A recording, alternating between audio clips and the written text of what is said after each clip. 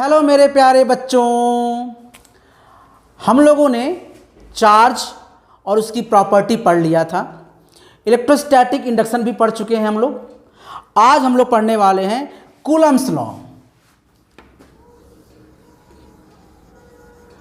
Coulomb's law पढ़ेंगे हम लोग और इसका वेक्टर फॉर्म भी पढ़ेंगे। Coulomb's law just like gravitation law के इक्विवेलेंट है। जैसे हम कंपेयर कर देते हैं एग्जांपल लेकर, जैसे वहां पर दो मास हुआ करता था m1 और m2, उसी तरह यहां पे दो चार्ज है q1 और q2। जैसे इनके बीच का डिस्टेंस हुआ करता था r, वैसे ही इनके बीच का डिस्टेंस है r। वहां फोर्स हुआ करता था F proportional to m1 into m2। ठीक उसी तरह से यहां पर इलेक्ट्रोस्टैटिक फोर्स हो जाएगा q1 इंटू q2 प्रोपोर्शनल। जैसे वहां पर F प्रोपोर्शनल टू 1/r² हुआ करता था, वैसे ही यहां पर हो जाएगा F proportional to 1/r²। But slightly difference that कि यहां पर जो कांस्टेंट हम लोग ऐड करते थे g, इट्स m1 m2/r², यहां पर हम लोग जो कांस्टेंट ऐड करेंगे वो हो जाएगा 1/4 pi epsilon naught q1 q2/r²। अब आप लोग कहोगे कि ये एप्सिलॉन नॉट क्या है, इसके बारे में हम थोड़ी देर बाद चर्चा करेंगे। फिलहाल ये दोनों फोर्स में इस फोर्स को कहा जाता है gravitational force between to masses, और यहां पर it is the electrostatic force between two charges. ठीक है। अच्छा, यहां पर जो g की वैल्यू हुआ करती थी, आपको याद होगा 6.67 इंटू 10 की पावर -11, और यहां पर जो यहां पर जो इसकी वैल्यू होती है वो वैल्यू होती है 9 इंटू 10 की पावर 9। यू कैन इमेजिन कि यहां पर -11 है और यहां पर +9 है। इसका मतलब ये फोर्स इससे कहीं ज्यादा स्ट्रांग होता है। तो इलेक्ट्रोस्टैटिक फोर्स ग्रेविटेशनल फोर्स से बहुत बहुत बहुत ज्यादा स्ट्रांग होता है। समझ में आया क्यों स्ट्रांग होता है? क्योंकि यहां जो कांस्टेंट है इसकी वैल्यू 10 की पावर 9 टाइम्स है, और यहां पर जो कांस्टेंट है उसकी वैल्यू 10 की पावर -11 टाइम्स है। So this force is weakest force and this force is strong force, not strongest force, क्योंकि स्ट्रांगेस्ट फोर्स होता है न्यूक्लियर फोर्स। ठीक है। फिलहाल ये भी बहुत स्ट्रांग फोर्स होता है। अब हम लोग इसको ऐसे लिख सकते हैं F is equal to 9 into 10 की पावर 9 q1 q2/r²। चूंकि ये फोर्स है इसलिए यहां पर न्यूटन भी हम लोग लिख देंगे। ठीक है। तो बेसिकली क्या है, यहां पर दो चार्ज है, दो चार्ज q1 q2, ये दोनों चार्ज प्लस प्लस भी हो सकते हैं, माइनस माइनस भी हो सकते हैं, और प्लस माइनस भी हो सकते हैं। इन दोनों के बीच कुछ डिस्टेंस है r, और इनको मैंने रखा है वैक्यूम में, और वहां पर मैंने देखा कि फोर्स कितना लगता है। तो मैंने देखा फोर्स लगता है 9 इंटू 10 की पावर 9 q1 q2/r² न्यूटन। ठीक है मेरे प्यारे बच्चों, वेरी गुड, नोट कर लिए होंगे आप लोग। अब हम लोग पढ़ेंगे इसका वेक्टर फॉर्म। ठीक है। वेक्टर फॉर्म से पहले मैं आपको थोड़ा सा एक बात बता दूंगा कि what is that epsilon not, ये क्या होता है।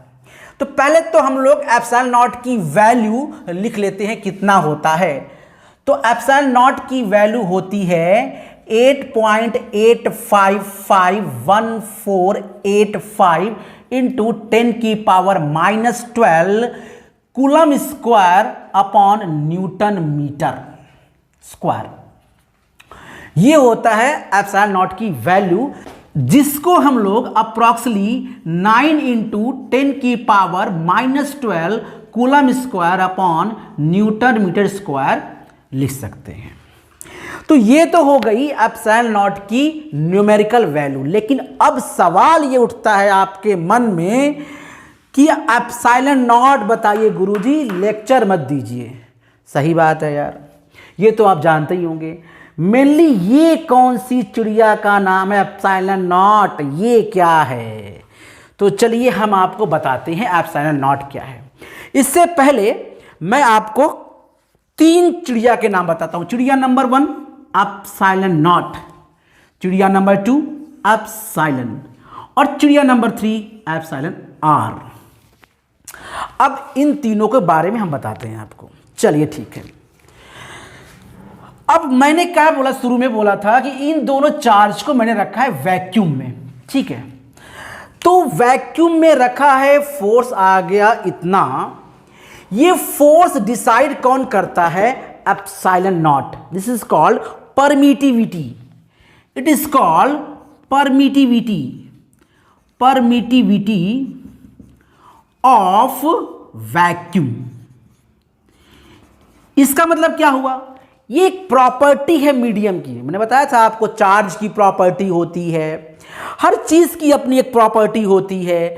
जैसे मीडियम का एक प्रॉपर्टी हो जिसको बोलते हैं रिफ्रैक्टिव इंडेक्स, है ना। उसी तरह से एक मीडियम की प्रॉपर्टी होती है, जिस मीडियम इसे रखा जाता है, जो ये डिसाइड करता है कि इनके बीच का फोर्स कितना होगा, ठीक है। This is the permittivity, is the property of medium which determine the force between two charges kept at a distance r। दो चार्ज जो कि r डिस्टेंस पर रखे हुए हैं, इनके बीच का फोर्स को डिसाइड करता है एप्सिलॉन नॉट। ये होते ही आप समझ जाओगे कि ये जो चार्ज है ये वैक्यूम में रखा हुआ है। और आप कहेंगे सर अगर वैक्यूम ना रखना हो, वाटर में रखना हो, मिल्क में रखना हो, ऑयल में रखना हो, तो क्या करेंगे? तो कुछ नहीं करेंगे, इसकी जगह पर हम एप्सिलॉन यूज करेंगे। इसका मतलब होता है permittivity of medium. It is called permittivity of medium, permittivity of medium, ठीक है। यह है परमिटिविटी ऑफ मीडियम। और ये जो देख रहे हैं आपने तीसरी चिड़िया epsilon r, it is called relative permittivity. Epsilon are is called relative permittivity, relative permittivity. तो फिर से मैं इन तीनों चिड़िया का नाम बता देता हूं। चिड़िया number 1 epsilon nought, it is the permittivity of vacuum. Epsilon, it is the permittivity of medium. चिड़िया नंबर 3 एप्सिलॉन आर, ये क्या है? इसको समझने के लिए हम लोग क्या करते हैं, थोड़ा सा एक एग्जांपल लेते हैं, ठीक है। क्या एग्जांपल? सपोज कीजिए मैंने इन दो चार्ज को Q1 Q2 को ले गए स्पेस में, दैट मीन्स यूनिवर्स में, जहां कुछ नहीं है, वैक्यूम है, और मैंने वहां पर इन दोनों को r डिस्टेंस पे रखा और देखा फोर्स कितना आता है। तो फोर्स जो आया वो आया 1/4 pi epsilon naught Q1 Q2 by r square. फिर मैंने इन्हीं दोनों फोर्स को, यानी दोनों चार्ज को ले गया किसी मीडियम में, और फिर से डिस्टेंस मैंने रखा r। अब कितना आया? तो अब आ गया 1/4 pi epsilon Q1 Q2 by r square. अब हम क्या करेंगे, इन दोनों को डिवाइड करके देखते हैं क्या होता है। सो F vacuum upon F medium, ये कितना आएगा? अगर आप डिवाइड करोगे तो ये आ जाएगा एप्सिलॉन अपॉन एप्सिलॉन नॉट, ठीक है। मतलब इसी को कहा जाता है एप्सिलॉन आर, और इसे हम लोग के भी कहते हैं। और इसका नाम क्या है? इसका नाम है रिलेटिविटी ऑफ, रिलेटिविटी, या कह सकते हो आप रिलेटिव परमिटिविटी, परमिटिविटी। इसे एक चीज और कहा जाता है dielectric constant, dielectric constant.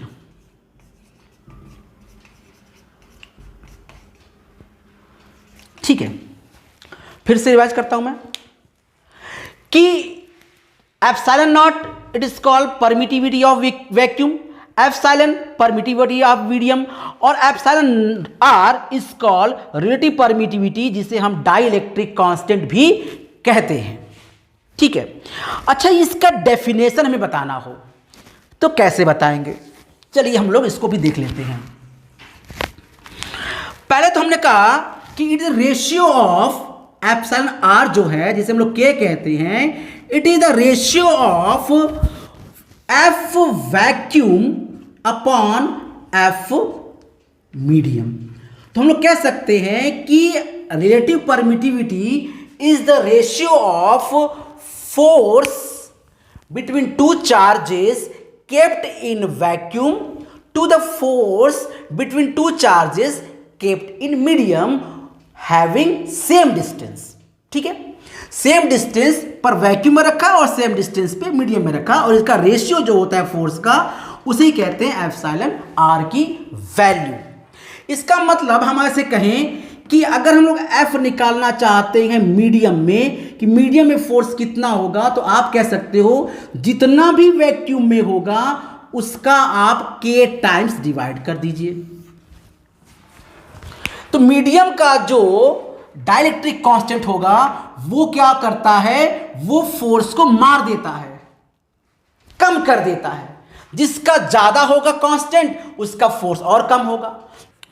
Water का जो परमिटिविटी होता है वो होता है 80, मतलब ये एयर से वैक्यूम से 80 टाइम्स ज्यादा होता है।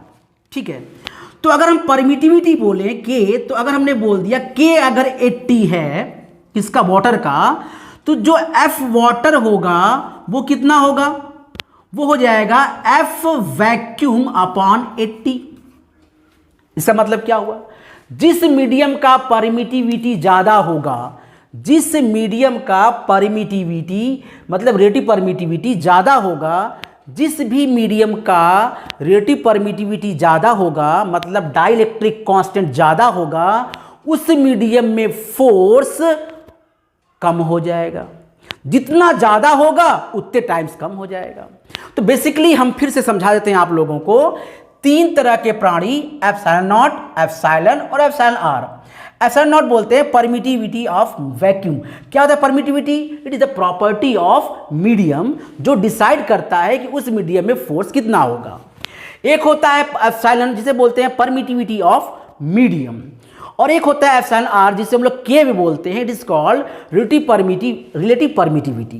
It is the ratio of force between two charges having distance r kept in vacuum to same charges having same distance in kept medium।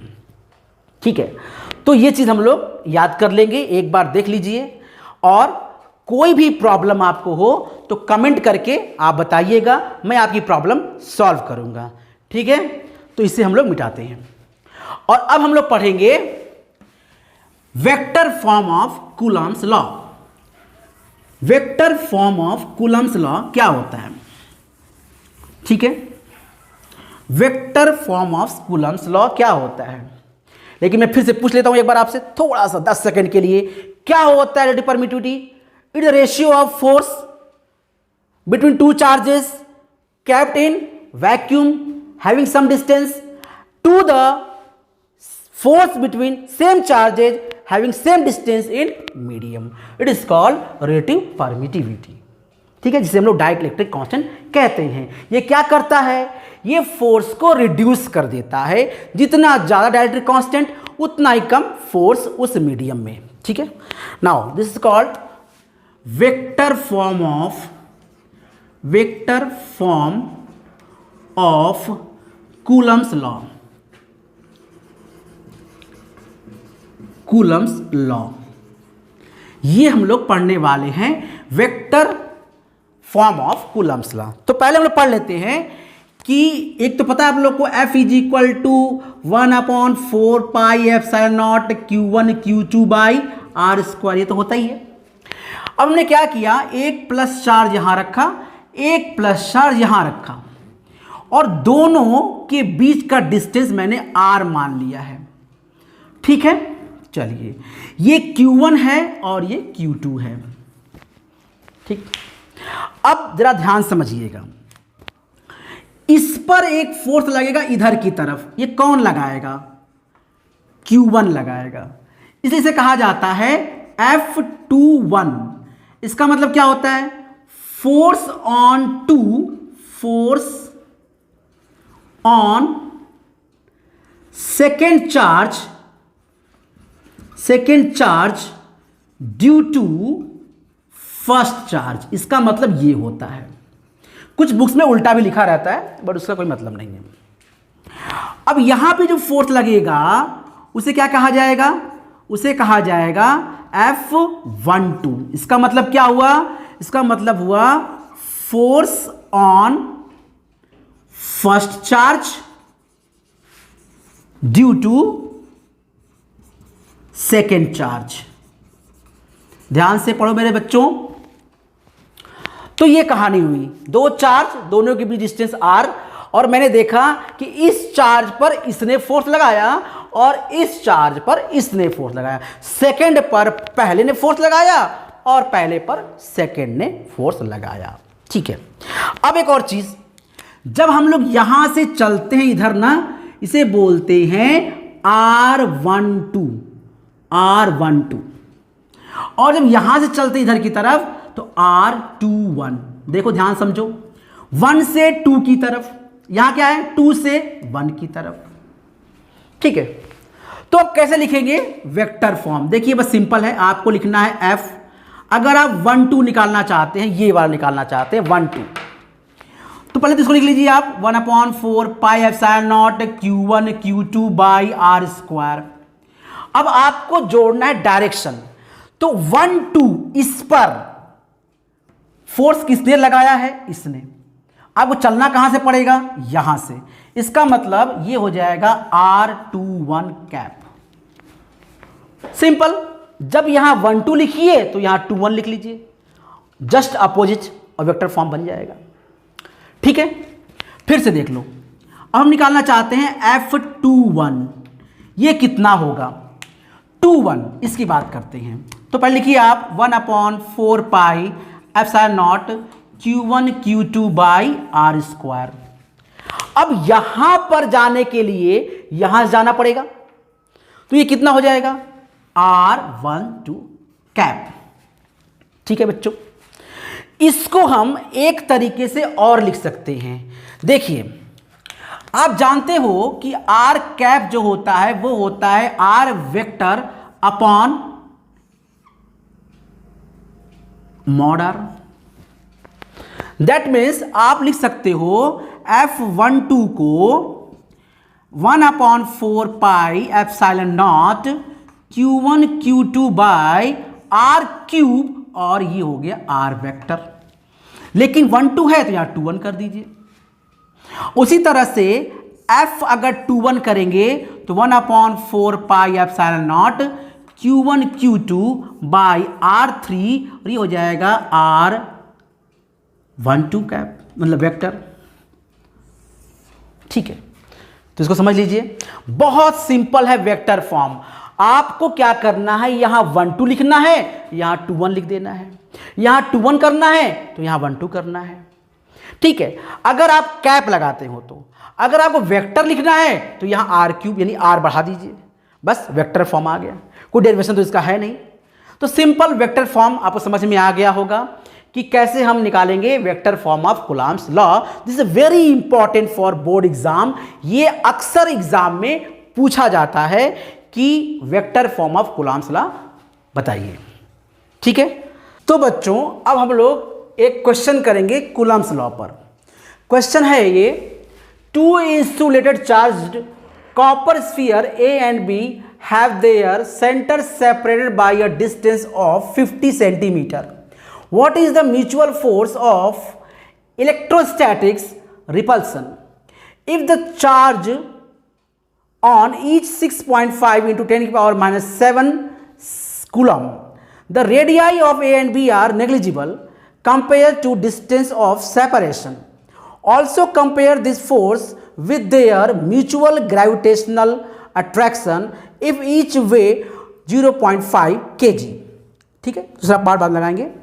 तो पहला पार्ट में क्या बोला गया है कि दो स्फीयर है इस तरह का और इन दोनों का बीच का डिस्टेंस है 50 सेंटीमीटर और इसमें चार्ज है 6.5 इंटू 10 की पावर -7।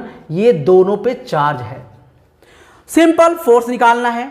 F is equal to 1/4 pi epsilon naught Q1 Q2 by r square का इस्तेमाल करेंगे।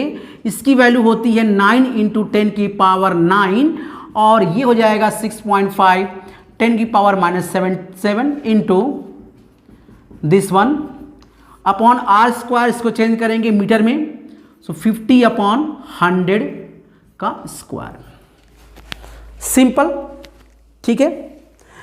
तो इसका आंसर आ रहा है 1.5 इंटू 10 की पावर -2 न्यूटन। ये हमने फोर्स निकाल लिया इन दो चार्ज के बीच का। ठीक है, ये ए पार्ट हो गया हम लोग का। अब बी पार्ट की तरफ बढ़ते हैं। बी पार्ट में क्या कह रहा है, सॉरी ए पार्ट में भी कह रहा है कि इसको कंपेयर करिए ग्रेविटेशनल फोर्स से। इसको मैं दे देता हूं इलेक्ट्रोस्टैटिक फोर्स, ई का नाम दे देता हूं मैं। ये ई निकल गया। अब निकालते हैं ग्रेविटेशनल फोर्स जी की वैल्यू क्या होती है। G m1 m2 upon are square. G कितना होता है 6.67 10 की पावर -11। m1 दिया हुआ है कितना 0.5 kg into 0.5 upon are square same यानी 50/100 का स्क्वायर न्यूटन। तो ये आ गया फोर्स हमारा।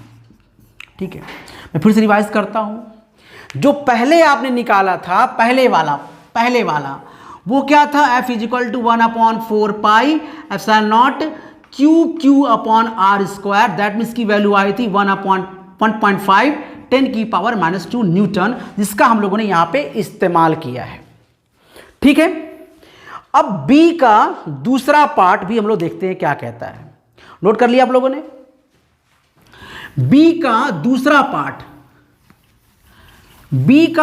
पार्ट यह है कि अगर हम लोग इसी सारे ऑपरेटर्स को, सारे सिस्टम को हम लोग अगर वाटर में लेके जाएं तो फोर्स कितना हो जाएगा। अभी मैंने पढ़ाया था आपको F is equal to F vacuum upon K। ठीक है, सो F वैक्यूम कितना आया था 1.5 10 की पावर -2 और K कितना है 80। बस आपका प्रॉब्लम सॉल्व हो गया। F मीडियम आप निकाल सकते हैं। ठीक है, सो आप निकाल लीजिएगा न्यूटन। ठीक है मेरे प्यारे बच्चों, तो आज हम लोगों ने क्वेश्चंस किए हैं कूलम्ब्स लॉ पर। कूलम्ब्स लॉ क्या होता है हमने वो पढ़ा, परमिटिविटी क्या होती है हमने वो पढ़ा, और साथ में vector form of questions, vector form of Coulomb's law और सम क्वेश्चन सॉल्व किए। ठीक है, नेक्स्ट वीडियो में हम लोग करेंगे प्रिंसिपल ऑफ सुपरपोजिशंस और न्यूमेरिकल क्वेश्चंस लगाएंगे कूलम्ब्स लॉ पर भी और प्रिंसिपल ऑफ सुपरपोजिशन पे भी। ठीक है मेरे बच्चों, आज के लिए इतना ही।